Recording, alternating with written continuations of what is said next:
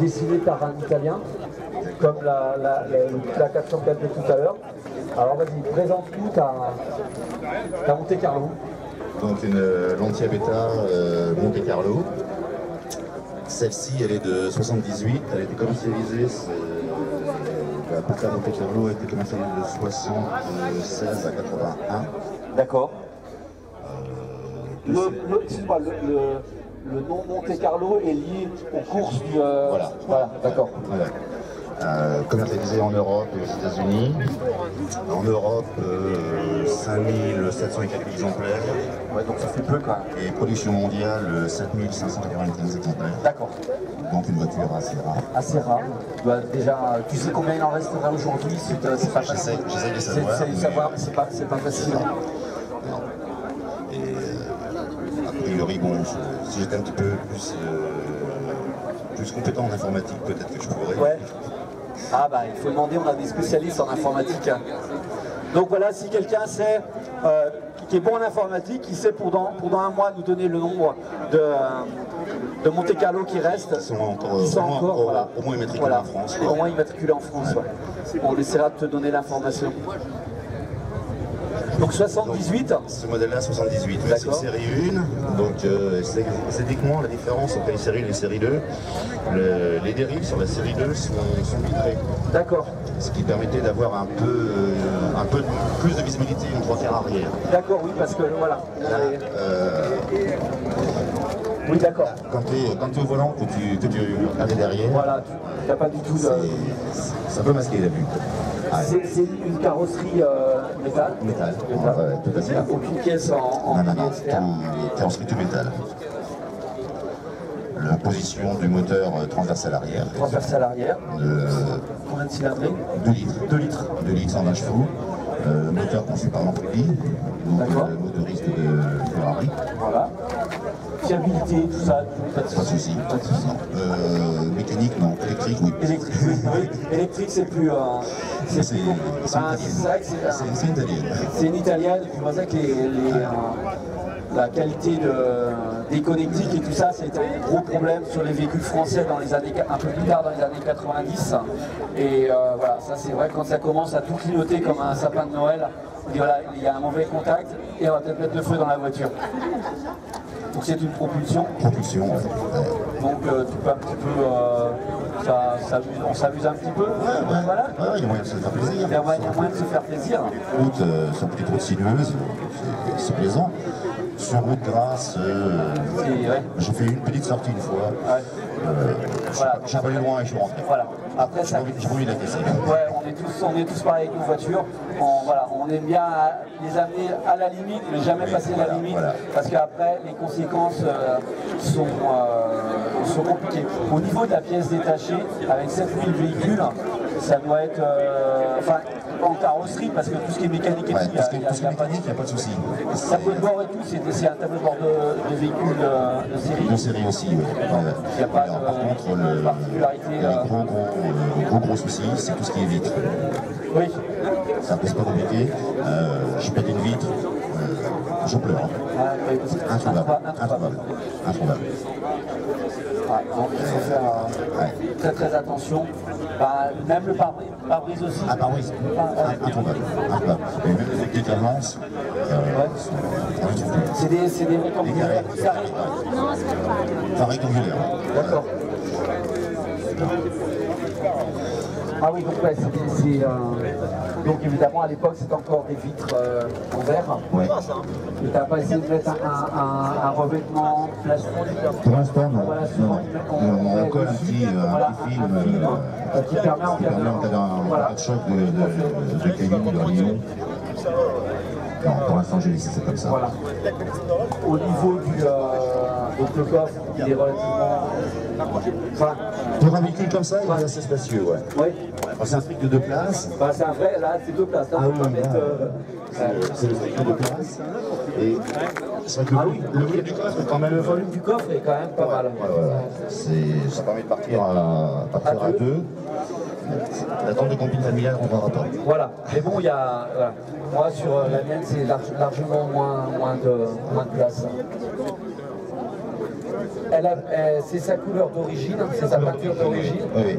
Ah non, pas peinture, il y a un voile qui a été fait dessus. Il y a un voile qui a été fait. Ouais, parce que je voyais un petit peu de différence. Alors après, bon, moi je bosse dans la peinture, je me suis dit à un moment la différence c'est peut-être une usure avec les UV des pigments rouges qui sont quand même plus fragiles. Mais bon, s'il a été fait un voile dessus. Ça fait longtemps que tu la possèdes cette voiture? Non, ça fait 7 mois. 7 mois, ah d'accord. Et c'est quoi? C'est un coup de cœur? C'est la réalisation d'un rêve quand j'avais 16 ans. Eh ben voilà. On parlait tout à l'heure pour la 404. Quand elle est sortie en 76 de voiture, j'ai flashé dessus. Et voilà, j'ai connu 40 ans. Et ben quand on a trouvé, voilà. Mais donc ça veut dire que tous les rêves peuvent se réaliser. Suffit d'attendre. Il y a un toit découvrable. Elle est découvrable, ouais. Alors je ne vais pas la découvrir parce que peut-être avec l'étanchéité. J'ai un arc ici là, qui est bien fragile. Ouais, vaut mieux pas. Donc je ne prends pas le risque de la découvrir. Parce qu'en Bretagne, tu pourrais. Hein. Ouais, il fait toujours beau. Toujours beau. La preuve. Ah, on a eu peur, machin. La météo, ils disent toujours qu'il va pleuvoir en Bretagne, mais nous, plus jamais. Et sinon, elle se découvre, c'est un peu le principe des targas en fait. D'accord. Donc il y a une petite commande à l'intérieur, on débloque. Voilà. On lève les haches et la capote se replie en accordéon vers l'arrière. D'accord. D'accord, ok. Ouais, puis donc ça fait une belle voiture coupée cabriolet, ça peut être super sympa. L'intérieur évidemment, on voit qu'il est strictement d'origine, avec du cuir Sky. Ah bah à l'époque, ouais, il y avait encore placé, c'était même la grande époque du Sky. Mais bon, il est relativement... Elle a beaucoup de kilomètres. 85 000. Elle est propre. Ouais, elle est propre. Hein. Franchement, vitesse de... Bah, t'as peut-être pas trop poussé. Hein. Honnêtement, je ne monte pas au-delà de 3005. Voilà. Je veux pas... Ouais, ça sert à rien. Bon, elle est donnée pour 226 km/h, je crois. Oui. Donc tu ne sauras jamais de voir. Non. Vaut mieux pas. Puis après, il faut sourire sur la photo, voilà, c'est un peu compliqué. Et puis j'ai presque plus de plaisir à rouler, j'ai à petite vitesse. Voilà, oui, bah bien sûr, on est tous sur des petites routes. Je roule sur de vitesse. Voilà, au niveau accessibilité mécanique, c'est... Relativement bien. Relativement bien? Ouais. Ah d'accord, il se démonte. Non, par contre, j'ai cassé la béquille. D'accord, ok. Donc je vais soutenir le camion. D'accord. Ah oui, donc au niveau accessibilité, c'est plutôt... secours, on a pas mal d'accès. Ah oui, voilà, c'est vraiment très bien. Ouais, je pense que ça doit... Donc moteur d'empris, 2 litres, 2 ans en tête. Fiable. Voilà. Et donc tu me disais tout à l'heure, tu as plutôt eu des problèmes électriques. Quand je l'ai ramené, là, je l'ai ramené au mois de novembre, elle a des Yvelines celle-ci. D'accord. Enfin, il y a des Yvelines parce que j'étais sur ce modèle-là. Voilà. Une série rouge. Ah d'accord. Couleur, voilà. C'est vraiment la voiture. C'est vraiment celle que je voulais. C'est vraiment celle que je voulais. Donc j'ai eu la chance de la trouver dans les Yvelines, donc pas très loin. Quand je suis revenu, on était 10h30, 11h le soir, au mois de novembre, il fait nuit là. J'étais sorti de Rennes pour demander chez moi. Lumière, d'accord. Juste à la même position. Ah d'accord. Bon, j'ai essayé de regarder ça et c'était un merdier. J'ai demandé le Komodo et après, quand je freinais, j'avais des clignotants qui s'allumaient. Ah ouais, donc voilà, de toute façon en électricité, voilà, quand ça commence à... Et donc j'ai fini par commander un peu de neuf en Angleterre, parce qu'il y a une boîte en Angleterre. Voilà, on retrouve quand même facilement des pièces. Alors voilà, donc il y a toute la partie pièces des autres modèles, l'ancien. Voilà, à part peut-être les pièces de carrosserie. On en trouve quand même quelques-unes. Et il y a plutôt en Angleterre. D'accord. Et donc tu as pu réparer cette problématique électrique. Au niveau corrosion, il n'y a pas... Celle-ci, elle est plutôt... on ne voit pas de... Il y a quelques petites traces de corrosion quand même. Après, c'est pas non plus... Dessous, là. Ouais, Les passages de roue à l'avant aussi, il y a un peu de corrosion. Ouais, tu auras peut-être voilà, une protection à faire, mais bon, si c'est juste une protection, c'est... éviter que la... Ouais, voilà, que la rouille devienne perforante et après on se retrouve, bah, voilà, c'est beaucoup plus compliqué, beaucoup plus cher de faire... Il faut découper la tôle, découper, changer, tout, et là, voilà, on part sur quelques mois de carrosserie et donc là, souvent, on doit refaire une peinture complète parce qu'il y a des raccords, des machins, tout ça. Et là, on n'est plus dans les mêmes budgets. Alors, tu vois, bon, il y a des trucs, le pic arrière a été un peu cassé. Oui. J'en cherche. Pour rien trouver. Ah, ça c'est... et puis là, bah, quand c'est spécifique à un modèle hyper... très peu produit, on a tous les mêmes problématiques. Après, peut-être en 3D, en imprimant 3D, ou, je sais qu'il y a certains adhérents qui ont fait refaire des pièces comme ça, qui ne trouvaient pas tous des logos, des choses comme ça, en 3D. Parce que là, en 3D, je ne sais pas ce qu'on peut faire avec des différentes couleurs comme ça. Je ne sais pas, je ne suis pas du tout spécialiste. Une voiture plaisante. Voilà, bon, c'est parfait. Donc tu as enfin ton rêve de gamin. De gamin, il est, enfin d'ado, il est réalisé avec cet achat de cette Monte Carlo. Ouais, j'en suis. Voilà. T'avais quoi comme autre voiture? J'ai une Murena aussi. Voilà, la Murena, tu l'as toujours. Ça aussi, c'est aussi une voiture de tes rêves. Ouais.